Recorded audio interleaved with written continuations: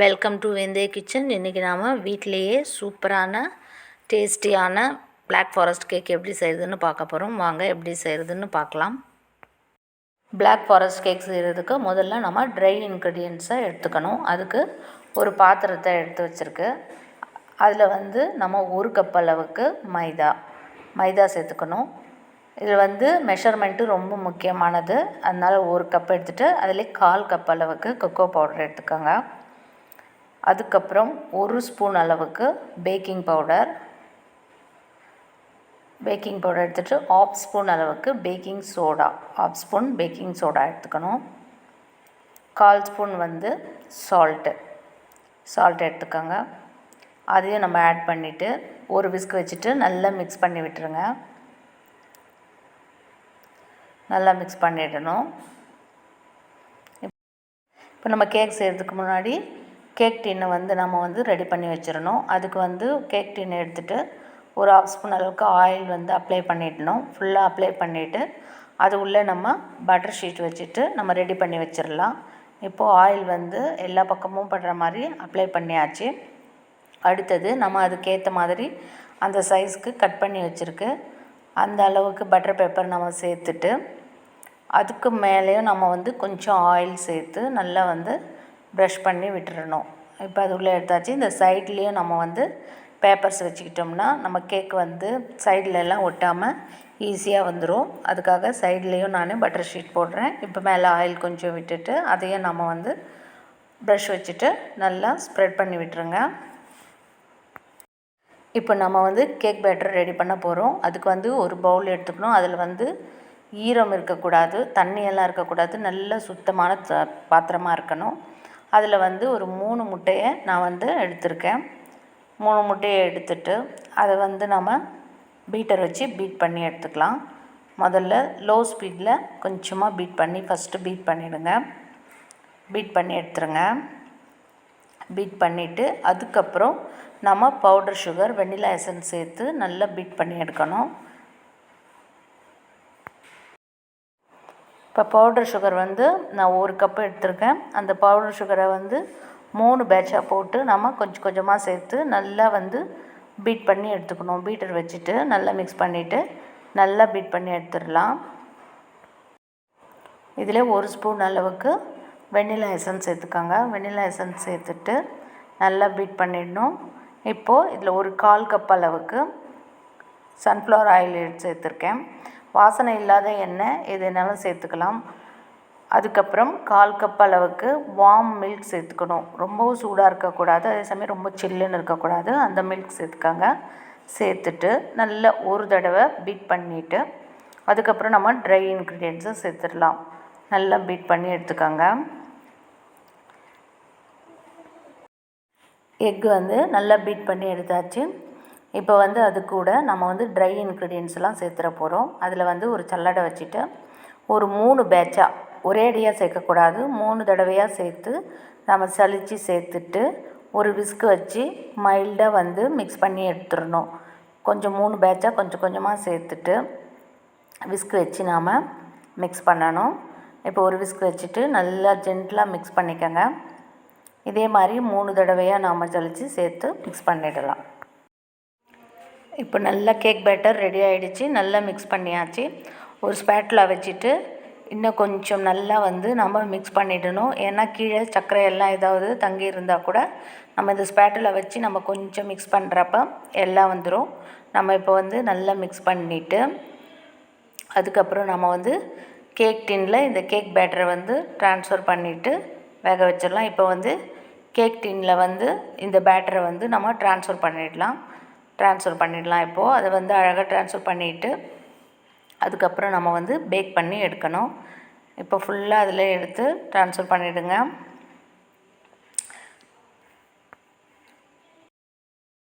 Cake பேட்டரை cake டின்னில் transfer பண்ணியாச்சு. இப்போ நம்ம அதை நல்லா டேப் பண்ணி விடணும். 2-3 தடவை டேப் பண்ணி விட்டோம்னா அதில் இருக்க ஏர் பபிள்ஸ் எல்லாம் ரிலீஸ் ஆகிடும். அதுக்கப்புறம் நம்ம பேக் பண்ணி எடுக்கலாம். இப்போ கேக் பேக் பண்ணுறதுக்கு ஒரு பாத்திரத்தை வச்சுட்டு ஒரு 10 to 15 மினிட்ஸ் ப்ரீ ஹீட் பண்ணிடணும். அது உள்ளே ஒரு ஸ்டாண்ட் வச்சுட்டு நல்லா 15 மினிட்ஸ் ப்ரீ ஹீட் ஆகிடுச்சு. இப்போ கேக் பேட்டரை நம்ம அது உள்ளே வைக்கலாம். கேக் பேட்டரை வந்து நம்ம வந்து இப்போ ப்ரீ ஹீட் பண்ண பாத்திரத்துள்ளே நம்ம வச்சுட்டோம். இது வந்து ஒரு 30 to 40 மினிட்ஸ் வந்து மீடியம் ஃப்ளேமில் வச்சுட்டு பேக் பண்ணி எடுத்துக்கோங்க. ரொம்ப ஹையெல்லாம் வைக்கக்கூடாது. இப்போ ஒரு 30 மினிட்ஸ் ஆகிடுச்சு, 30 to 35 மினிட்ஸு.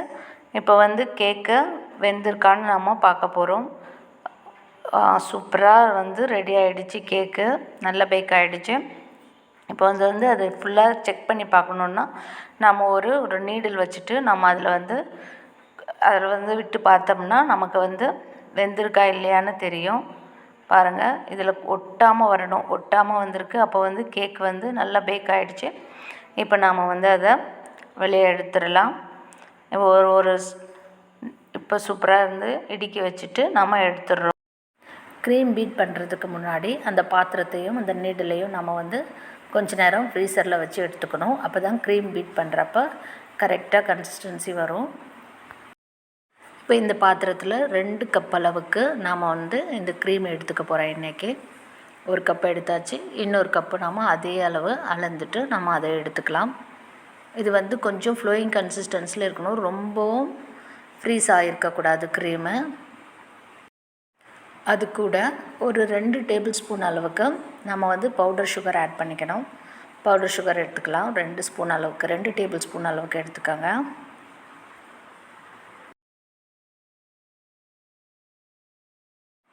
ஒரு ஸ்பூன் வெனிலா எசன்ஸு, ஒரு ஸ்பூன் வெனிலா எசன்ஸ் போதும், அதை எடுத்துக்கலாம். இப்போ க்ரீமை வந்து நல்லா நம்ம பீட் பண்ணி எடுத்துக்கலாம். நல்லா பீட் பண்ணிவிடுங்க. நல்லா கொஞ்சம் ஸ்டிஃபான ஒரு கன்சிஸ்டன்சி வர வரைக்கும் நல்லா நம்ம பீட் பண்ணிக்கிட்டே இருக்கணும். பீட் பண்ணிவிட்டு ஸ்டிஃபான கன்சிஸ்டன்சி வந்தோன்னா நிறுத்திடலாம். பாருங்கள், இந்த அளவுக்கு நிற்கணும். அந்த மாதிரி நம்ம அது அளவுக்கு அடித்து எடுத்துக்கணும். இப்போ இதை வந்து நம்ம ஒரு பாத்திரத்துலேருந்து கவுத்தி பார்த்தா கூட அது கொட்டக்கூடாது. அதுதான் கரெக்டான கன்சிஸ்டன்சி. இப்போ நம்ம சுகர் சிரப் ரெடி பண்ண போகிறோம். அதுக்கு வந்து ஒரு பவுலை எடுத்துகிட்டு நான் வந்து இன்றைக்கி பவுடர் சுகரே எடுத்துக்கிறேன். ஒரு 4 டேபிள் ஸ்பூன் அளவுக்கு பவுடர் சுகர் எடுத்துகிட்டு அதோட ஹாட் வாட்டர் சேர்த்து நம்ம மிக்ஸ் பண்ணிடலாம். மிக்ஸ் பண்ணால் நமக்கு வந்து இது கரைஞ்சிரும்.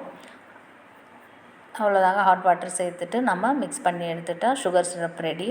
நீங்கள் பாத்திரத்தை வச்சுட்டு அதில் சுடு தண்ணியில் ஆர்டினரி சுகர் போட்டும் நீங்கள் ரெடி பண்ணிக்கலாம். கேக்கை வந்து நம்ம இப்போ வந்து நல்லா ஆறிடுச்சு. அதை வந்து நம்ம கேக் டின்லேருந்து வெளியே எடுக்க போகிறோம். கேக் டின்லேருந்து வெளியே எடுத்துடலாம். பாருங்கள், எவ்வளோ சூப்பரான ஸ்பஞ்சியான கேக் கிடச்சிருக்கு. ரொம்ப சாஃப்டாக இருக்குது, நல்லா வந்திருக்கு கேக்கு. இப்போ நாம் வந்து அதை வந்து கட் பண்ணிவிட்டு க்ரீம் அப்ளை பண்ணி கேக் ரெடி பண்ணிடலாம். இப்போ கேக்கை வந்து நம்ம 3 பீசஸாக டிவைட் பண்ணி எடுக்க போகிறோம். இப்போ நம்ம வந்து ஃபஸ்ட் லேயரை நல்லா வந்து கட் பண்ணி எடுத்துக்கலாம். இந்த மாதிரி பொறுமையாக கட் பண்ணி எடுக்கணும், இல்லைன்னா வந்து கேக்கு வந்து உடஞ்சிரும். நல்லா பொறுமையாக கட் பண்ணி எடுத்துக்கோங்க. பாருங்கள், சூப்பரான ஃபஸ்ட் லேயர் எவ்வளோ அழகாக வந்திருக்கு பாருங்கள். கேக்கு சூப்பராக வந்திருக்கு. அதே மாதிரி 2 லேயரையும் நம்ம கட் பண்ணி எடுத்துடலாம். இப்போ கேக் ரெடி பண்ணுறதுக்கு நம்ம வந்து க்ரீம் நல்லா பீட் பண்ணி வச்சுருக்கு. அதே மாதிரி கிரேட்டட் சாக்லேட்டை துருவி வச்சுருக்கு, டார்க் சாக்லேட்டு. அப்புறம் வந்து சுகர் சிரப்பும் ரெடியாக இருக்குது. இப்போ வந்து கேக்கை வந்து நம்ம அசம்பிள் பண்ணிடலாம். கேக் அசம்பிள் பண்ணுறதுக்கு இப்போ வந்து டர்னிங் டேபிள் மேலே ஒரு அட்டை வச்சுருக்கு. அதில் நம்ம வந்து கொஞ்சமாக க்ரீம் அப்ளை பண்ணிவிட்டு அதுக்கு மேலே நம்ம ஒரு ஃபஸ்ட் லேயரை எடுத்து வச்சிடணும். ஃபஸ்ட் லேயரை எடுத்து வச்சுட்டு அது ஃபுல்லாக நம்ம வந்து சுகர் சிரப்பு சேர்த்து அந்த வந்து ஸ்பாஞ்சு ஃபுல்லாக நனைச்சிடணும். இப்போது சுகர் சிரப்பை நம்ம சேர்த்துடலாம். அதுக்கப்புறம் நம்ம வந்து தேவையான அளவு க்ரீம் அப்ளை பண்ணிவிட்டு அதை நம்ம வந்து ஈவனாக ஸ்ப்ரெட் பண்ணி விட்டுறணும். க்ரீம் தேவையான அளவுக்கு எடுத்துகிட்டு அப்ளை பண்ணி விட்டுடலாம். ஒரு பேலட் நைஃப் வச்சுட்டு நம்ம நைஸாக வந்து நம்ம வந்து அதை வந்து சரி பண்ணி விட்டுறணும்.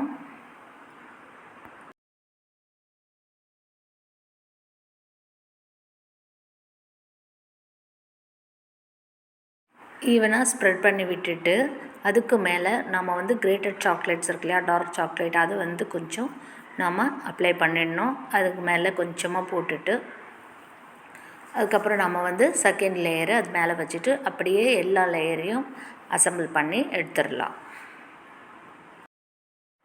இப்போ லாஸ்ட் லேயரும் வச்சாச்சு. இப்போ வந்து 3 லேயரும் வச்சாச்சு. இப்போ வந்து மேலே வந்து ஃபுல்லாக க்ரீம் போட்டுட்டு நம்ம கேக் ஃபுல்லாக கவர் பண்ணிடணும். கவர் பண்ணிவிட்டு ஈவனாக ஸ்ப்ரெட் பண்ணிவிட்டு நம்ம நைஃப் வச்சுட்டு நல்லா அழகாக வந்து அதுக்கு ஒரு ஷேப் பண்ணி விட்டுறணும். கேக்கை நல்லா ஷேப் பண்ணிடலாம். கேக் வந்து சூப்பராக நம்ம வந்து நல்லா வந்து அழகாக ஷேப் பண்ணியாச்சு. அதுக்கும் மேலே பர்ஃபெக்டான ஷேப் வர்றதுக்கு இந்த மாதிரி ஒரு பிளாஸ்டிக் ஷீட் வச்சுட்டு நல்லா நம்ம வந்து அதை நல்லா ஷேப் பண்ணி எடுத்துடணும். நல்லா ஷேப் பண்ணி எடுத்துடலாம். இப்போ கேக் நல்லா ஷேப் பண்ணியாச்சு. இப்போ வந்து நம்ம வந்து இந்த ஓரத்துங்களில் வந்து இந்த சைட்லலாம் நம்ம வந்து கிரேட்டட் சாக்லேட்ஸை வந்து இது வந்து பிளாக் ஃபாரஸ்ட்ன்றதுனால இதுதான் மெயின் திங். இதை வந்து நம்ம அப்ளை பண்ணிடணும். சைட்லலாம் வந்து இந்த கிரேட்டட் சாக்லேட்ஸை நல்லா அப்ளை பண்ணி விட்டுடலாம். கேக் ரெடி ஆகிடுச்சு. பைப்பிங் பேக்கில் க்ரீம் அப்ளை பண்ணி அதை வந்து நம்ம ஒரு சின்ன சின்ன பூக்களாக வந்து கேக் மேலே நாம் டிசைன் பண்ணிக்கலாம். இப்போ சின்ன சின்னதாக அழகாக ஓரங்களில் பூக்கள் போட்டாச்சு. அதுக்கு மேலே நாம் வந்து ஒரு சின்ன சின்னதாக செர்ரிஸ் வச்சுட்டு டெக்கரேட் பண்ணால் சூப்பராக இருக்கும். பிளாக் ஃபாரஸ்ட் கேக்கு சூப்பராக ரெடி ஆகிடும். சூப்பரான பிளாக் ஃபாரஸ்ட் கேக் வீட்லேயே ரெடி ஆகிடுச்சு. இது ரொம்பவும் டேஸ்டியாக இருக்கும். பார்க்குறதுக்கு எவ்வளோ சூப்பராக இருக்கும், அதே மாதிரி டேஸ்டியாக இருக்கும். நீங்கள் வீட்டில் எல்லாருமே ட்ரை பண்ணி செஞ்சு பாருங்கள். இது வீட்டில் செய்கிறப்ப நமக்கு ரொம்பவும் சந்தோஷமாக இருக்கும். இந்த டிஷ் உங்களுக்கு பிடிச்சிருந்தால் நீங்கள் லைக் பண்ணுங்கள், ஷேர் பண்ணுங்கள், மறக்காமல் சப்ஸ்கிரைப் பண்ணுங்கள். தேங்க்யூ.